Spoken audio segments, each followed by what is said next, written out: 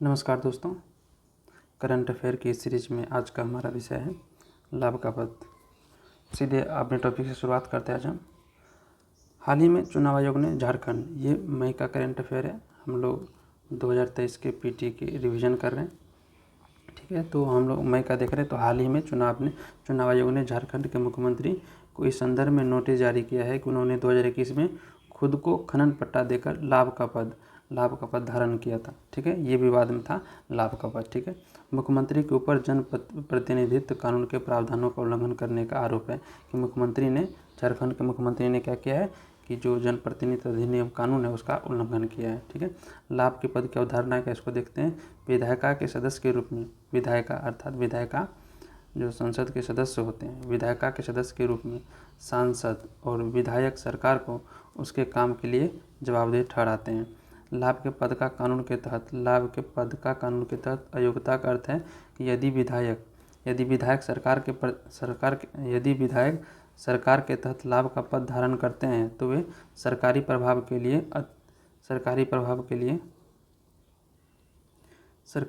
के लिए अति संवेदनशील हो सकते हैं और अपने संवैधानिक जनादेश का निष्पक्ष रूप से निर्वहन नहीं करेंगे। जो संवैधानिक पद उन्हें दिया गया है उनका निष्पक्ष रूप से निर्वहन नहीं कर पाएंगे अगर वह जो उनको लब का पद धारण करेंगे। तो जो वैसे तो मुख्यमंत्री हैं और लब का पद धारण कर लेंगे तो वो क्या करेंगे, निष्पक्ष और निर्वहन, वो जो संवैधानिक जनादेश का निष्पक्ष रूप से निर्वहन नहीं कर सकते हैं, ठीक है। इनका ये आशय है कहने का, जिसका आशय यह है कि निर्वाचित सदस्य के कर्तव्यों और हितों के बीच कोई टकराव नहीं होना चाहिए, ठीक है। जो निर्वाचित सदस्य हैं और निर्वाचित सदस्य के कर्तव्यों और उनके हितों के बीच जो है कोई टकराव नहीं होना चाहिए। इसलिए लाभ का पद कानून केवल संविधान की बुनियादी विशेषताओं को लागू करने का प्रयास करता है, जैसे विधायिका और कार्यपालिका के बीच शक्ति के पृथक्करण का सिद्धांत, ठीक है। देखते हैं लाभ का पद क्या है।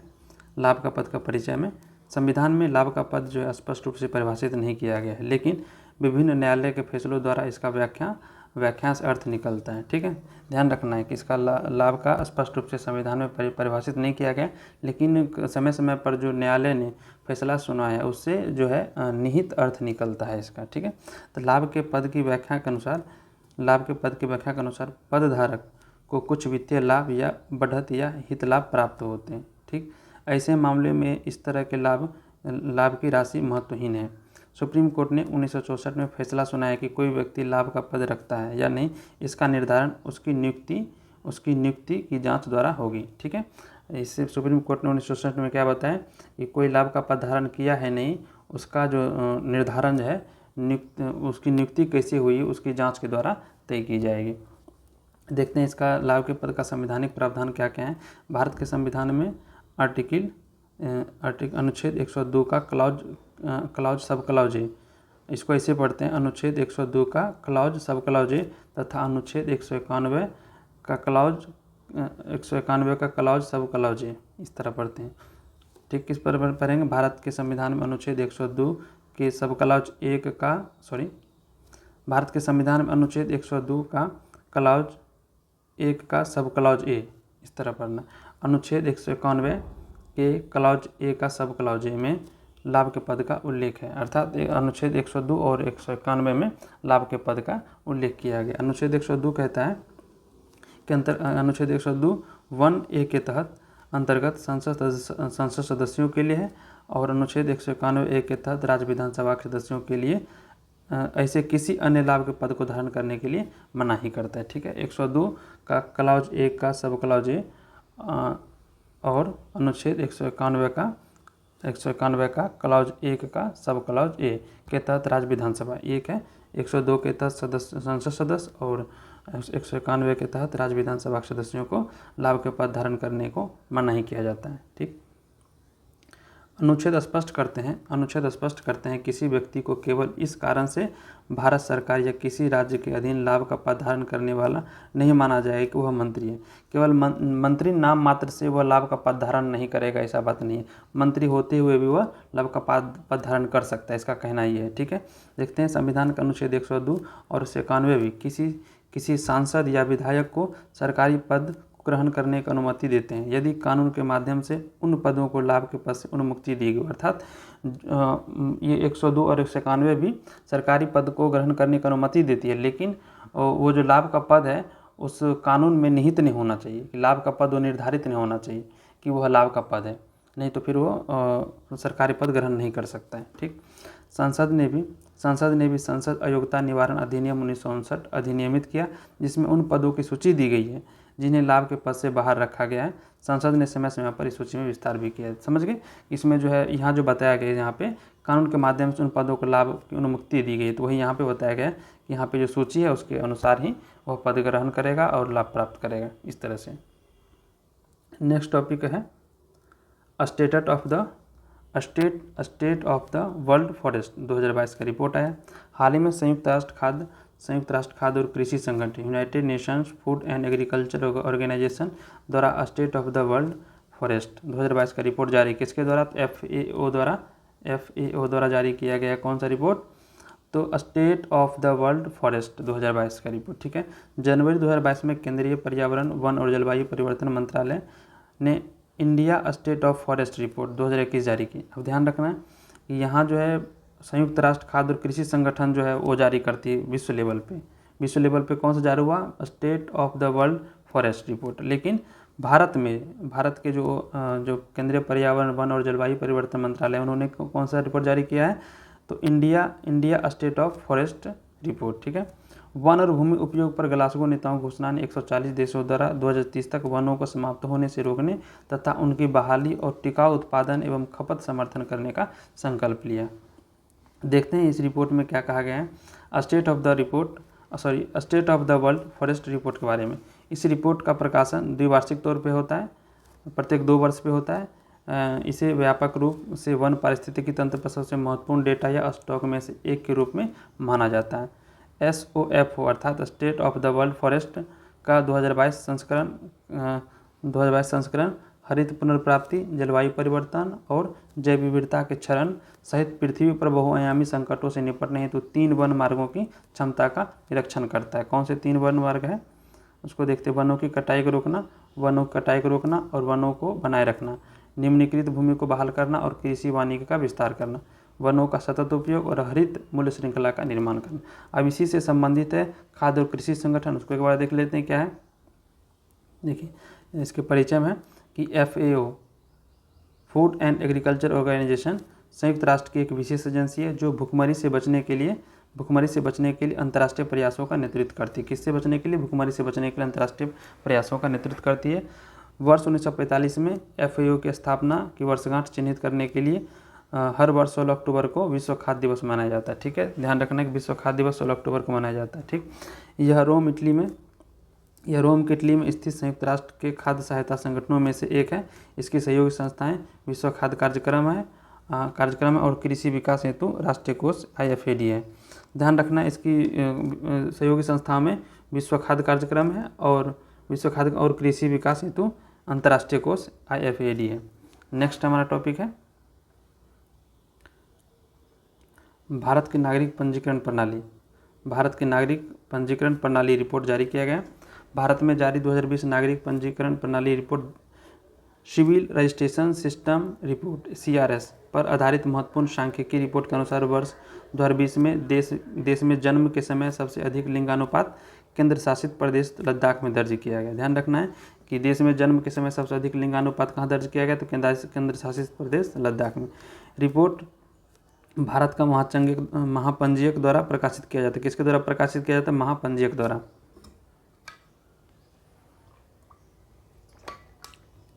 रिपोर्ट भारत का महापंजीयक द्वारा प्रकाशित की जाती है। जन्म के समय लिंगानुपात प्रति 1000 पुरुषों पर जन्म लेने वाली महिलाओं की संख्या है। ध्यान रखना है कि जन्म के समय लिंगानुपात प्रति 1000 पुरुषों पर जन्म लेने वाली महिलाओं की संख्या है। जनसंख्या के लैंगिक अंतर को मापने में यह महत्वपूर्ण संकेतक है। देखते हैं कि भारत के महापंजीयक क्या होते हैं।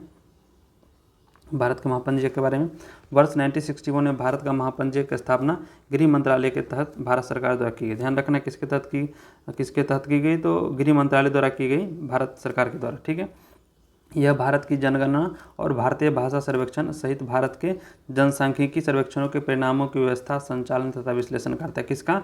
तो भाषा सर्वेक्षण, भारतीय भाषा सर्वेक्षण, भारत सहित भारत के जनसांख्यिकी सर्वेक्षणों के परिणाम की व्यवस्था, संचालन और विश्लेषण करता है।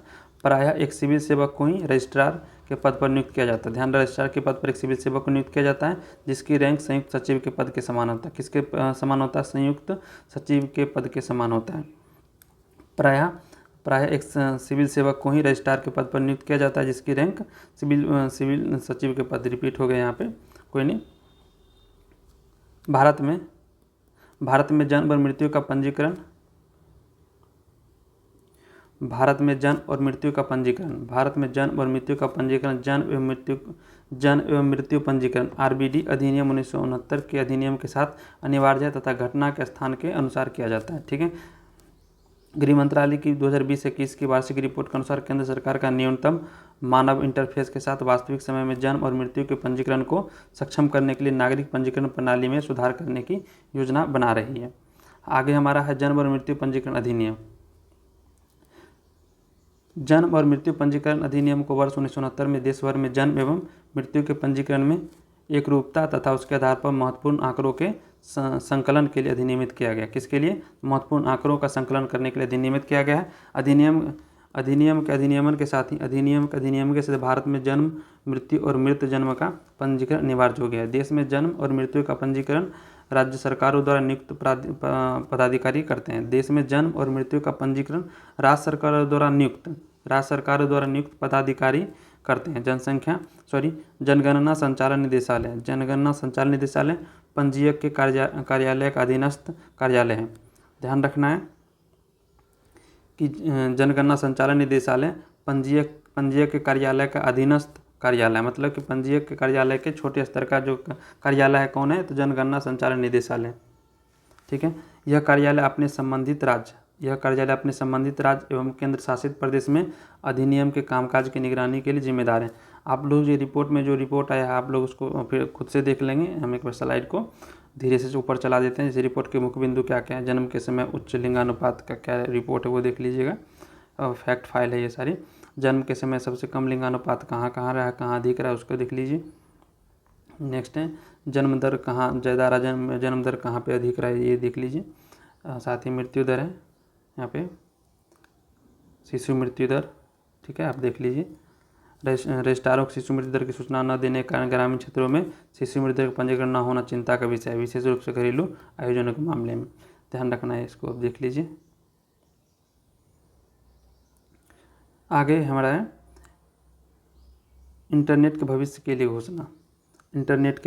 घोषणा। देखिए, हाल ही में संयुक्त राज्य अमेरिका तथा 60 अन्य साझेदार देशों ने इंटरनेट के संबंध में भविष्य के लिए घोषणा नामक एक राजनीतिक घोषणा पर हस्ताक्षर किए हैं। भारत, चीन और रूस उन बड़े देशों में शामिल है जो इस घोषणा का हिस्सा नहीं है, अर्थात हस्ताक्षर देश नहीं है। कौन? भारत, चीन और रूस इस घोषणा का जो है इंटरनेट के भविष्य के लिए घोषणा का हस्ताक्षर देश नहीं, इसका हिस्सा नहीं है। भारत ने साइबर अपराध 2001 पर बुडापेस्ट कन्वेंशन पर भी हस्ताक्षर नहीं किए हैं। ठीक है, ये भी ध्यान रखना है, बुडापेस्ट सर्वेक्षण का भी हस्ताक्षर नहीं किए। इंटरनेट के भविष्य के लिए घोषणा क्या है? इंटरनेट के भविष्य के लिए घोषणा नेक्स्ट है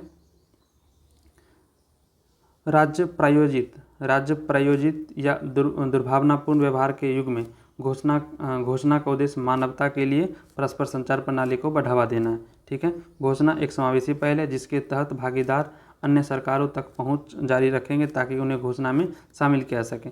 सभी भागीदार निजी क्षेत्र, अंतर्राष्ट्रीय संगठनों, तकनीकी समुदाय, एकेडमिक और नागरिक समाज तथा दुनिया भर में अन्य प्रासंगिक हितधारकों तक पहुंच सुनिश्चित करेंगे ताकि एक खुले, मुक्त, वैश्विक, इंटरऑपरेबल, विश्वसनीय और सुरक्षित इंटरनेट को प्राप्त करने के लिए साझेदारी में कार्य किया जा सके।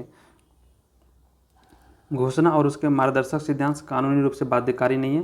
तो घोषणा और उसके मार्गदर्शक सिद्धांत जो भी है कानूनी रूप से बाध्यकारी नहीं है कि लागू होगा या नहीं होगा, इसके लिए बाध्यकारी सेंस आया है यहाँ पे, कानूनी रूप से बाध्यकारी नहीं है। इसका उपयोग सार्वजनिक नीति निर्माताओं के साथ साथ नागरिकों, व्यवसायियों और नागरिक समाज संगठनों के लिए एक संदर्भ बिंदु के रूप में किया जाना चाहिए। इसका उद्देश्य की बात करें तो इंटरनेट द्वारा बुनियादी लोकतांत्रिक सिद्धांतों, मौलिक स्वतंत्रताओं एवं मानवाधिकारों को सुदृढ़ किया जाना चाहिए, जैसा कि मानवाधिकारों की सार्वभौम घोषणा में परिलक्षित होता है।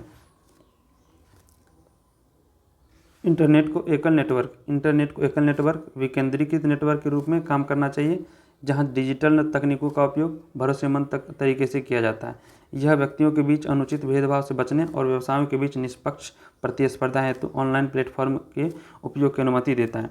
इसका उद्देश्य मानवाधिकारों की रक्षा करना, सिंगल ग्लोबल इंटरनेट को बढ़ावा देना, विश्वास और समावेशिता को बढ़ावा देना तथा इंटरनेट के विकास हेतु एक बहुहितधारक दृष्टिकोण की रक्षा करना है। अब देखते हैं कि भारत में इंटरनेट स्वतंत्रता की स्थिति क्या है और इससे संबंधित जो है न्यायालय के निर्णय क्या क्या हैं। ठीक है, भारत में इंटरनेट की स्वतंत्रता की स्थिति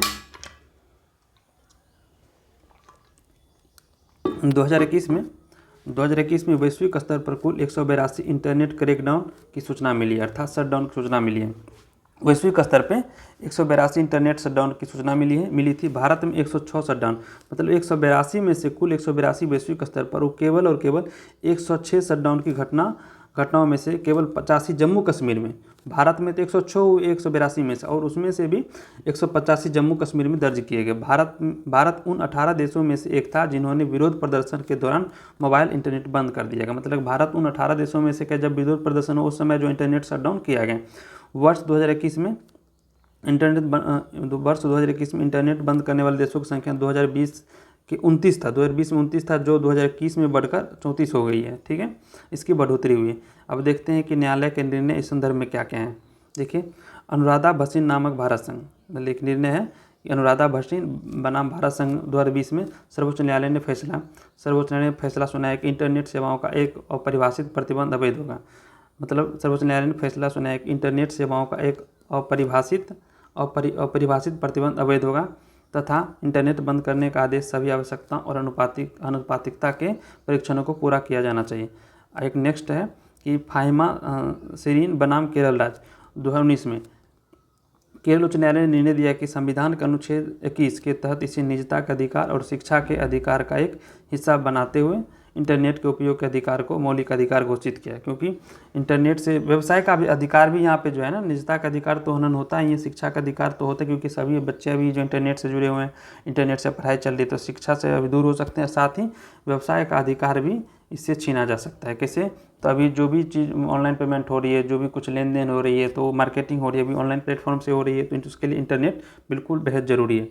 ठीक है, नेक्स्ट है वायु स्वतंत्र प्रणोदन प्रौद्योगिकी। हाल ही में फ्रांस के नेवल ग्रुप ने P75 इंडिया प्रोजेक्ट के लिए जो बोली लगाई जाती है उसको जो है अस्वीकार कर दिया है, क्योंकि अभी तक एयर इंडिपेंडेंट प्रौद्योगिकी का उपयोग नहीं करता है। मतलब कहने का अर्थ है कि हाल ही में फ्रांस के नेवल ग्रुप ने P75 इंडिया प्रोजेक्ट के लिए बोली को यह कहते हुए अस्वीकार कर दिया कि यह अभी तक एयर इंडिपेंडेंट प्रोपल्सन प्रौद्योगिकी का उपयोग नहीं करता है। ठीक है, लगभग 10 देश आईपी प्रौद्योगिकी विकसित कर चुके हैं या विकसित करने के करीब हैं, तथा लगभग 20 देशों के पास एआईपी पनडुब्बियां मौजूद हैं। प्रोजेक्ट 75 क्या है, देखते हैं। जून 1999 में कैबिनेट कमेटी ऑफ सिक्योरिटी ने 30 वर्षीय पनडुब्बी निर्माण योजना को मंजूरी दी, जिसमें वर्ष 2030 तक 24 पारंपरिक पनडुब्बियों का निर्माण करना शामिल था। पहले चरण में उत्पादन की 2 श्रृंखलाएं स्थापित की जानी थी। पहली P75, दूसरी P75I। ठीक है, प्रत्येक श्रृंखला को 6 पनडुब्बियों का उत्पादन करना था। 6 पनडुब्बियों को प्रत्येक, जिसमें इसमें 6 का बनाना था और इसमें 6 का बनाना था। ठीक, उत्पादन करना था, जबकि 6 P75 पनडुब्बियाँ डीजल, जबकि 6 P75 पनडुब्बियाँ डीजल इलेक्ट्रिक हैं। उन्हें बाद में एआईपी तकनीक से सुसज्जित किया जा सकता है। ठीक है, इस परियोजना में 43,000 करोड़ रुपए की अनुमानित लागत से अत्याधुनिक स्वतंत्र वायु प्रणोदन प्रणाली से लैस 6 पारंपरिक पनडुब्बियों के स्वदेशी निर्माण की परिकल्पना की गई है। ठीक है, ध्यान रखना है कि इसमें जो है 43,000 करोड़ रुपए की अनुमानित लागत राशि के द्वारा जो है 6 पारंपरिक पनडुब्बियों के स्वदेशी निर्माण की परिकल्पना की गई है। देखते हैं कि वायु स्वतंत्र प्रणोदन क्या है। वायु स्वतंत्र प्रणोदन कहते हैं इसका परिचय में एआईपी एयर इंडिपेंडेंट प्रोपल्सन होता है। पारंपरिक गैर परमाणु पनडुब्बियों के लिए तकनीक है। AIP पारंपरिक गैर परमाणु पनडुब्बियों के लिए तकनीक है। पनडुब्बियाँ अनिवार्य रूप से दो प्रकार की होती है, एक पारंपरिक और एक परमाणु। ठीक है, पारंपरिक पनडुब्बियाँ डीजल इलेक्ट्रिक इंजन का उपयोग करती है। पारंपरिक पनडुब्बियाँ जो है डीजल इलेक्ट्रिक इंजन का प्रयोग करती है, जिससे उन्हें ईंधन के दहन के लिए वायुमंडलीय ऑक्सीजन प्राप्त करने हेतु प्रतिदिन सतह पर आना होता है। मतलब कि जो डीजल इलेक्ट्रिक इंजन उपयोग करती है वो जो है उनके ईंधन के दहन के लिए प्रतिदिन जो है वायुमंडलीय ऑक्सीजन प्राप्त करने के लिए सतह पर आना होता है। यदि पनडुब्बी AIP प्रणाली से सुसज्जित है तो उन्हें सप्ताह में केवल एक बार आना होगा। ठीक है, अगर वो डीजल इलेक्ट्रिक इंजन है तो प्रतिदिन आना पड़ेगा, सतह पर आना पड़ता है वायुमंडलीय ऑक्सीजन प्राप्त करने के लिए। लेकिन अगर वो AIP प्रणाली से लैस है तो सप्ताह में केवल एक बार ही ऑक्सीजन लेने के लिए आवश्यकता होगी। ठीक है, स्वदेशी रूप से विकसित AIP नौसेना सामग्री अनुसंधान प्रयोगशाला NMRL DRDO के प्रमुख मिशनों में से एक है, जिसे नौसेना के लिए DRDO रक्षा अनुसंधान और विकास संगठन की महत्वाकांक्षी परियोजनाओं में से एक माना जाता है। देखते हैं कि ईंधन सेल आधारित AIP प्रणाली क्या है। ईंधन सेल आधारित AIP में इलेक्ट्रोलाइटिक ईंधन सेल केवल पानी के साथ हाइड्रोजन और ऑक्सीजन के संयोजन से ऊर्जा उत्पादन करता है, जिससे समुद्री प्रदूषण करने वाले अपशिष्ट उत्पाद कम उत्पन्न होते हैं। ध्यान रखना है कि जो ईंधन सेल के द्वारा जो ऑक्सीजन संयोजन किया जाता है, हाइड्रोजन ऑक्सीजन ऊर्जा उत्पादन होता है, उससे समुद्री प्रदूषण करने वाले अपशिष्ट उत्पाद कम उत्पन्न होते हैं। ठीक है, ये सेल अत्यधिक कुशल होते हैं और इनमें गतिमान पुर्जन्य होते हैं। इस प्रकार ये सेल यह सुनिश्चित करते हैं कि पनडुब्बी में ध्वनि का कम उत्सर्जन हो। अब देखिए वर्तमान में भारत में कौन कौन से पनडुब्बियाँ अभी संचालित हैं। तो भारत में 16 पारंपरिक डीजल इलेक्ट्रिक पनडुब्बियाँ हैं। भारत में 16 जो है पारंपरिक डीजल इलेक्ट्रिक पनडुब्बियाँ हैं, जिन्हें SSKs के रूप में वर्गीकृत किया गया है। P75 के तहत अंतिम दो कलवरी श्रेणी की पनडुब्बियों के चालू होने के बाद यह संख्या बढ़कर 18 हो जाएगी। ठीक है, भारत के पास दो परमाणु बैलिस्टिक पनडुब्बी भी है, जो submersible ship ballistic missile nuclear के रूप में वर्गीकृत है। 30 वर्ष की परियोजना के तहत P75I के पूरा होने तक भारत के पास 6 डीजल इलेक्ट्रिक, 6 AIP संचालित और 6 परमाणु हमले वाली पनडुब्बियाँ होने का अनुमान है। ठीक है, आज का हमारा सेशन यही समाप्त होता है। वीडियो आपको पसंद आई हो तो चैनल को सब्सक्राइब कीजिए, शेयर कीजिए और दोस्तों के बीच शेयर कीजिए, साथ ही इसे लाइक भी कीजिए। ठीक है, मिलते हैं अब नेक्स्ट वीडियो में, तब तक के लिए थैंक यू।